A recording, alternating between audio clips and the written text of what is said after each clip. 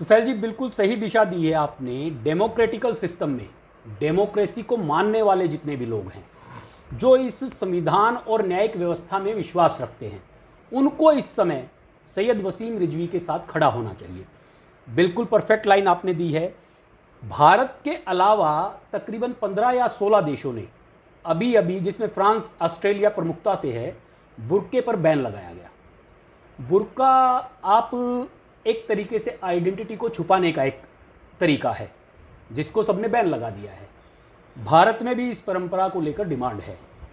तो क्या इस्लाम में सुधार के लिए ये सभी लोकतांत्रिक देशों का एक मिलाजुला प्रयास नहीं नजर आता है? इसे आप इस तरह से देखना चाहें तो ये अच्छी बात है। ऐसा होना चाहिए। कम से कम प्रजातांत्रिक देशों को तो इस बात का विरोध करना ही चाहिए कि आप, मैं लफ्ज़ इन दिनों में निकालता था मैगज़ीन मेरी, तो मेरे साथी थे, शायर हैं वो, और दूरदर्शन में रेडियो स्टेशन में काम करते हैं। नाम लेना मुनासिब नहीं समझता मैं, उनके लिए दिक्कत हो सकती है। पक्के मुल्ला, घोर ऊपर से लेकर नीचे तक। तो हमने मनोहर श्याम जोशी जी पर एक विशेषांक निकाला, तो उनका उसमें एक लेख था, चड्डी चोली पर ऐतराज करने वाले बुरखे के पक्ष में क्यों। हमने छापा, उस पर वो उन्होंने कहा ऐसे लेख नहीं छपने चाहिए। मैंने क्यों नहीं छपने चाहिए? कोई कारण? आप या तो स्वतंत्रता के पक्ष में हैं या नहीं है। ऐसा तो नहीं हो सकता कि आप एक तरफ तो विमेन लिबरेशन की बात करें, वो करते थे, और उसके बाद जब बुरखे पर उंगली उठे तो बुरखे पर बात नहीं करें। फ्रांस में एक अध्यापक का गला काट दिया गया। उस गला काटने वाले को तो फ्रांस ने सैक किया, उसमें कोई बड़ी बात नहीं। मगर उसके बाद फ्रांस ने क्या किया? फ्रांस ने अपने हर स्क्वायर पर, बड़ी बड़ी बिल्डिंग्स पर, वो जिस कार्टून के कारण गला काटा गया था, वो कार्टून दिखाने की लगातार व्यवस्था की गई। सारे देश में वो कार्टून दिखाए जा रहे हैं। जिसको इसका विरोध करना है वो इस देश से निकल जाए। ये फ्रांसीसी मूल्यों का राष्ट्र है, इसकी राज्य व्यवस्था को शरिया के हिसाब से नहीं चलने देंगे, लगातार चुनौती देंगे। उन्होंने नियम बनाए हैं।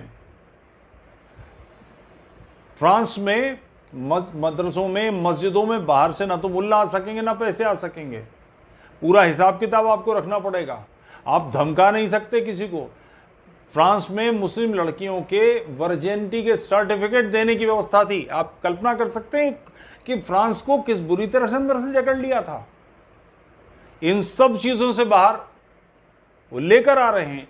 भारत को भी ऐसा ही करना चाहिए, और अगर इस समय नहीं करेंगे तो कब करेंगे?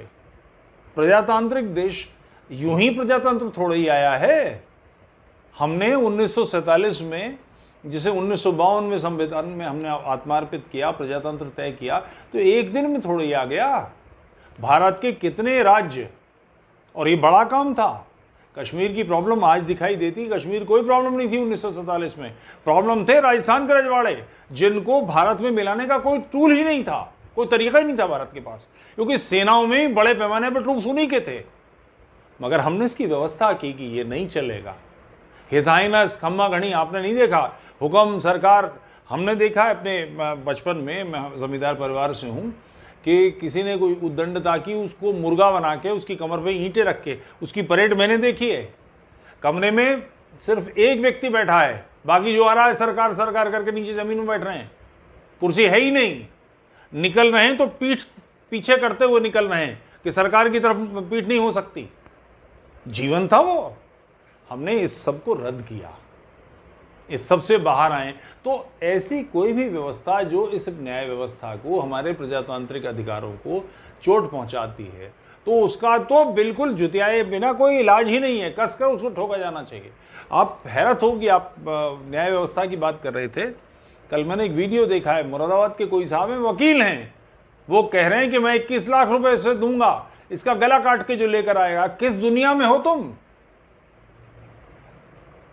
ये वो व्यक्ति जिसे वकालत, और वो कह रहा है मैं इसके लिए कोर्ट में भीख मांगूंगा और अपने बच्चों को बेच दूंगा, गुलाम बना देगा।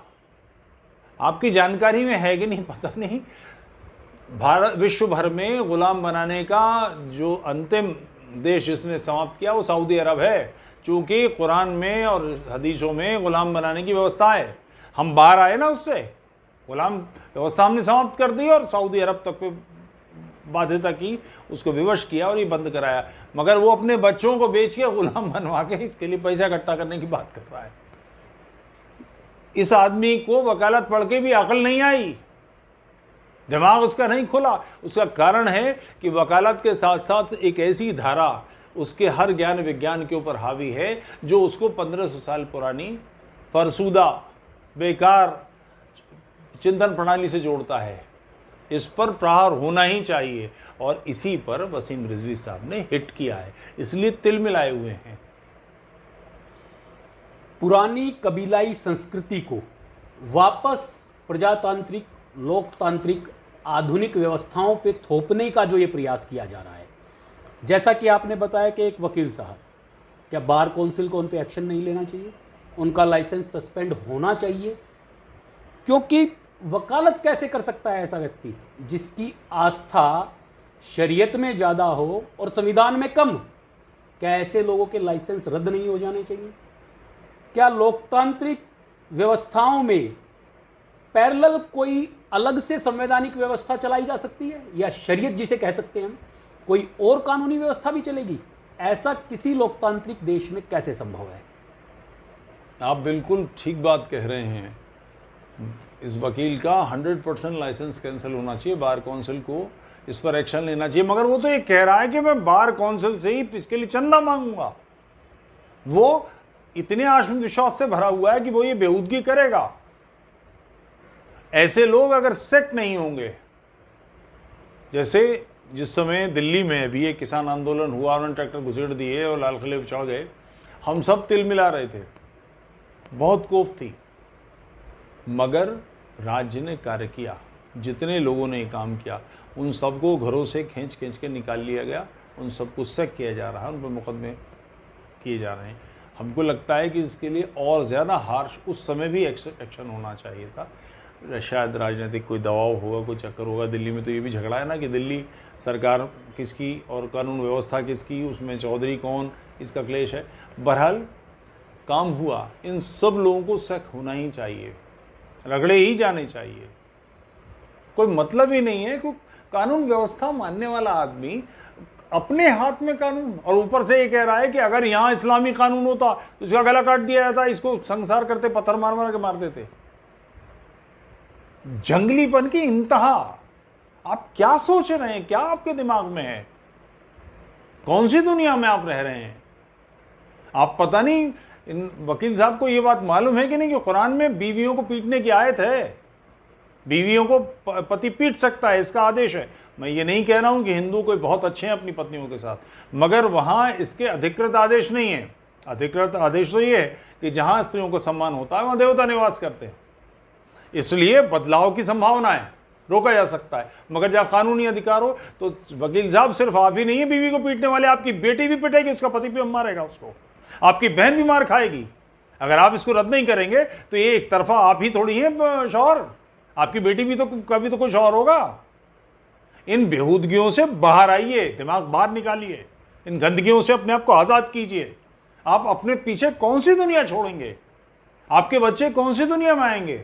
आपको अंदाजा है कि इन कड़वाहटों को बढ़ाते जाने का, इन बेहूदगियों को करने का नतीजा क्या है? मैं गज़ल का आदमी हूँ, शायर हूँ, मेरे सामने ये 10 बार ये बात आई। मैं जब मुशायरों में जाता था, मैं राहत इंदौरी से, मुनव्वर से, इन सबसे उलझता था कि आप क्या कह रहे हो। नवाज देवबंदी का शेर, हमें तू गजनवी का हौसला दे, हमें तू गजनवी का हौसला दे, मुसलसल हार से तंग आ गए हैं। मैंने नवाज से पूछा देवबंद में कि यहाँ 500-700 2,000 लोगों में ताली पिटवा ली, मगर इस शेर को दूर तक सुना गया है। इसके नतीजे में पूरा इलाका, यहां से भाजपा जीत के आएगी, फिर तिल मिलाओगे।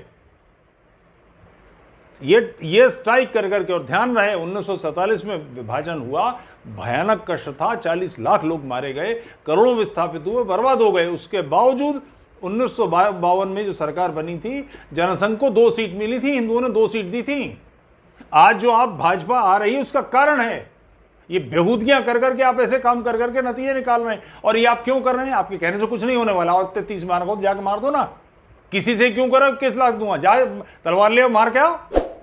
दूसरे से क्यों कह रहे हो? क्योंकि तुम ये नहीं कर सकते ना, ये होने वाला है। मगर तुम लीडर बनने के लिए अपने समाज में इन बेहूदगियों को फैला रहे हो। इसके नतीजे में समाज में जो कड़वाहटें आएंगी वो उसका क्या होगा?